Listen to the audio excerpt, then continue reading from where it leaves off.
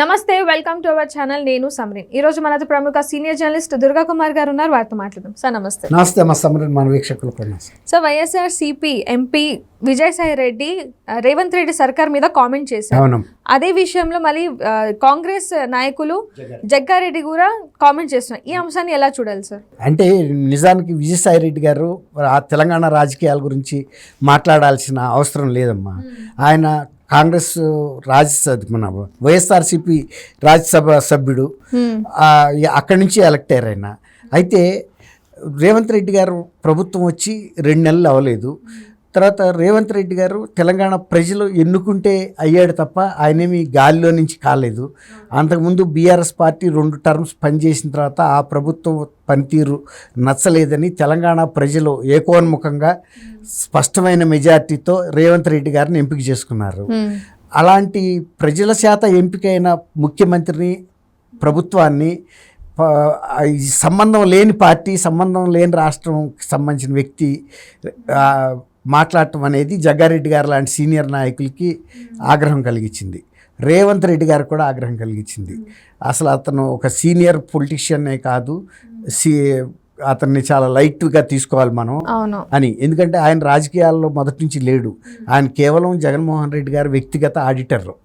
ఆయనకి సంబంధించిన అనేక బ్రీఫ్ కేస్ కంపెనీలు, సూట్ కేస్ కంపెనీలు, వీటికి సంబంధించి ఆడిటర్గా ఉండి మనీ లాయిటరింగ్ చేయటంలో ఆయనకి సహాయపడ్డాడు. కాబట్టి ఆయన మీద నమోదైన సుమారు 30 కేసుల్లో 2వ ముద్దాయిగా ఆయన ఉన్నాడు.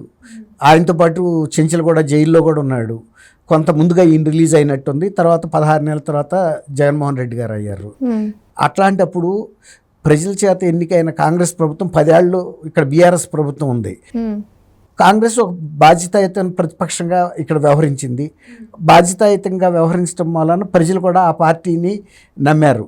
ఎందుకంటే అధికారంలో లేకపోయినా కూడా ప్రజల పక్షాన పోరాడింది, ప్రజా సమస్యలని శాసనసభలో ప్రతిబింబించింది, చర్చించింది, వాటి పరిష్కారానికి కృషి చేసిందని. అట్లా ప్రజల విశ్వాసం పొంది వాళ్ళు అధికారంలోకి వచ్చారు తప్ప ఎవరి దయాదాక్షిణ్యాల మీద వాళ్ళు రాలేదు. అందువల్ల సహజంగా జగ్గారెడ్డి గారు కూడా మంచి సీనియర్ నాయకుడు కాబట్టి ఆయన ఫీల్ అయ్యాడు, మా ప్రభుత్వం మీద ఇలాంటి బాధ్యత తక్కువ, అంటే స్థాయి తక్కువ వ్యక్తి అని. విజయసాయి రెడ్డి గారు ప్రజల నుంచి ఎప్పుడు డైరెక్ట్గా ఎన్నిక అవ్వలేదు, ఏ శాసనసభ నియోజకవర్గం నుంచి కానీ పార్లమెంట్ నియోజకవర్గం. ఆయనకి ఆడిటర్గా ఉండబట్టి ఆయన నామినేట్ చేశాడు ఈయన్ని రాజ్యసభకి. అట్లా నామినేట్ అయిన వ్యక్తిని వీళ్ళు ప్రజల నుంచి ఎన్నికైన నాయకులు పెద్దగా కేర్ చేయరు. అంటే దొడ్డిదావని వచ్చిన వాళ్ళంతా వీళ్ళు డైరెక్ట్గా ప్రజల్లో వాళ్ళ అభిమానాన్ని చూరగొని అయ్యారు. అందువల్ల ఆ విషయంలో మరి జగన్మోహన్ రెడ్డి గారు, మన జగ్గారెడ్డి గారు ఆ మాట అనడంలో తప్పేం లేదు. అట్లాగే రేవంత్ రెడ్డి గారు కూడా ఫీల్ అయ్యాడు. ఒక ముఖ్యమంత్రిగా రాష్ట్రానికి ఎన్నికైన తర్వాత ఎవరో రాజ్యసభలో, అక్కడ రేవంత్ రెడ్డి గారు అక్కడ లేడు. అసలు రాజ్యసభలో ఆయన లేనప్పుడు ఆయన ప్రభుత్వం మీద వ్యాఖ్యానించే పరిస్థితి ఈయనకు ఉండదు. ఒక నైతికంగా ఆలోచిస్తే ఆయన చేయొద్దుగో, కానీ వ్యాఖ్యానించాడు కాబట్టి వీళ్ళు కూడా ఒక తగిన గుణపాఠం చెప్పాలి ప్రజలకు. తెలంగాణ ప్రజలకి ఆంధ్రప్రదేశ్కి చెందిన విజయసాయి రెడ్డి అనే వ్యక్తి ఎంత బాధ్యతారహితంగా మాట్లాడాడు అంటే ఇక్కడ అభిప్రాయాన్ని కూడా ఆయన ఒక రకంగా దాన్ని ఏమంటామంటే మనని తక్కువ చేసి చూసినట్టు. అంటే వీళ్ళ ప్రజల అభిప్రాయాన్ని కూడా ఆయన కాలు రాసినట్టు మాట్లాడాడు. ప్రజలు ఎన్నుకున్న ప్రభుత్వాన్ని పడగొట్టడానికి నీకున్న అధికారం ఏంటి? అది నీకేమన్నా ఇక్కడ ఒక శాసనసభ్యుడు కూడా వైఎస్ఆర్సీపీకి లేరు కదా, ఇక్కడ నీ పార్టీ పోటీయే చేయలేదు. అలాంటప్పుడు నువ్వు ఇంత ఒక జాతీయ స్థాయి పార్టీకి సంబంధించిన ముఖ్యమంత్రిని అంత మాట అన్నాడనేది తెలంగాణ ప్రజలు కూడా ఫీల్ అవుతున్నారు. అది ఆయన కనీసం ఇప్పటికైనా కూడా ఒక బాధ్యతాయుతంగా ఉంటే ప్రజలకు క్షమాపణ చెప్పాలి. రేవంత్ రెడ్డి గారికి చెప్పకర్లా. రేవంత్ రెడ్డి గారి తర్వాత విషయం, ప్రజలు ఎన్నుకున్న ప్రభుత్వాన్ని నువ్వు పడగొట్టడానికి ప్రజలకన్నా నువ్వు గొప్పవాడివా? నీ దగ్గర ఉన్న ఆయుధం ఏంటి?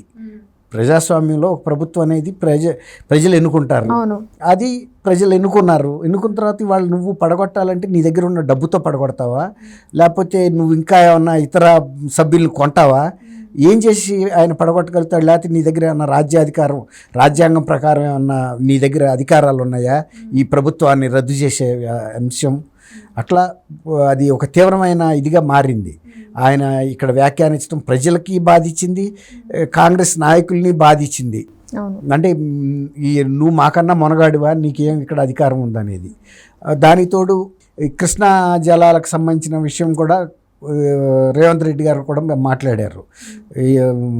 బీఆర్ఎస్ పార్టీ తన అధికారంలో ఉన్నప్పుడు ఒక రకంగాను, అధికారంలో లేనప్పుడు ఒక రకంగాను మాట్లాడుతుంది. ఇక్కడ ఈ వాటర్ బోర్డుకి నాగార్జున సాగర్ జలాల పంపిణీ విషయాన్ని రెండు ప్రభుత్వాల చేతిలో అంత గతంలో ఉండేవి. బీఆర్ఎస్ పాలనలో తీసుకెళ్లి దాన్ని కృష్ణా రివర్ వాటర్ బోర్డుకి దాఖలు పరిచారు. ఇప్పుడు ఏదైనా నీళ్లు తీసుకోవాలన్నా కూడా ఇప్పుడు బోర్డు పర్మిషన్ ఇస్తే తప్ప తీసుకోలేని పరిస్థితి వచ్చింది. రెండు ప్రభుత్వాలు పరస్పరం చర్చించుకునే పరిస్థితి కూడా లేదు. అట్లాగే జగన్మోహన్ రెడ్డి గారును బీఆర్ఎస్ నాయకుడు కేసీఆర్ గారు కలిసి ప్రజల్ని మభ్యపెట్టడం కోసం ఎన్నికల ముందు రాత్రి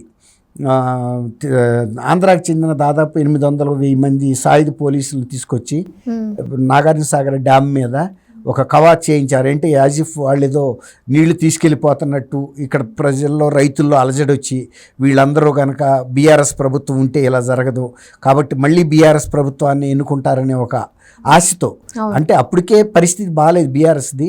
కానీ జగన్మోహన్ రెడ్డి గారికి, ఈయనకి, చంద్రశేఖర్ గారు, కేసీఆర్ గారికి ఉన్న సాన్నిహిత్యం, స్నేహం, ఒకళ్ళ పరస్పర సహాయం ఉందని బట్టి ఒక అక్కడి నుంచి ఈ ప్రయత్నం చేశాడు ఆయన. భావోద్వేగాన్ని రెచ్చగొడితే గతంలో లాగా తెలంగాణ ఉద్యమంలో లాగా ఉవ్వెత్తున ప్రజలు ఉద్యమించి బీఆర్ఎస్ని మళ్ళీ ఎన్నుకుంటారని.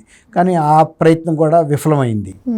అది ప్రజలు ఎన్నుకున్నారు. ఎన్నుకున్న తర్వాత వాళ్ళు నువ్వు పడగొట్టాలంటే నీ దగ్గర ఉన్న డబ్బుతో పడగొడతావా, లేకపోతే నువ్వు ఇంకా ఏమన్నా ఇతర సభ్యులను కొంటావా, ఏం చేసి ఆయన పడగొట్టగలుగుతాడు? లేకపోతే నీ దగ్గర ఏమన్నా రాజ్యాధికారం, రాజ్యాంగం ప్రకారం ఏమన్నా నీ దగ్గర అధికారాలు ఉన్నాయా ఈ ప్రభుత్వాన్ని రద్దు చేసే అంశం?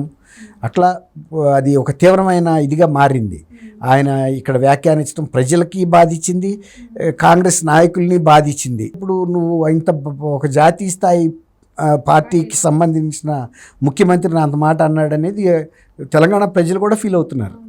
అది ఆయన కనీసం ఇప్పటికైనా కూడా ఒక బాధ్యతాయుతంగా ఉంటే ప్రజలకు క్షమాపణ చెప్పాలి, రేవంత్ రెడ్డి గారికి చెప్పగలరు. వీళ్ళు డైరెక్ట్గా ప్రజల్లో వాళ్ళ అభిమానాన్ని చూరగొని అయ్యారు. అందువల్ల ఆ విషయంలో మరి జగన్మోహన్ రెడ్డి గారు, మన జగ్గారెడ్డి గారు ఆ మాట అనడంలో తప్పేం లేదు. అట్లాగే రేవంత్ రెడ్డి గారు కూడా ఫీల్ అయ్యాడు. ఒక ముఖ్యమంత్రిగా రాష్ట్రానికి ఎన్నికైన తర్వాత ఎవరో రాజ్యసభలో, అక్కడ రేవంత్ రెడ్డి గారు అక్కడ లేడు, అసలు రాజ్యసభలో ఆయన లేనప్పుడు ఆయన ప్రభుత్వం మీద వ్యాఖ్యానించే పరిస్థితి ఈయనకు ఉండదు. ఈ సంఘటనలన్నీ కూడా తెలంగాణ ప్రజల్ని, కాంగ్రెస్ లీడర్లని కూడా కొంత మనసు బాధించినాయి. దాని మీద వీళ్ళు స్పందించారు.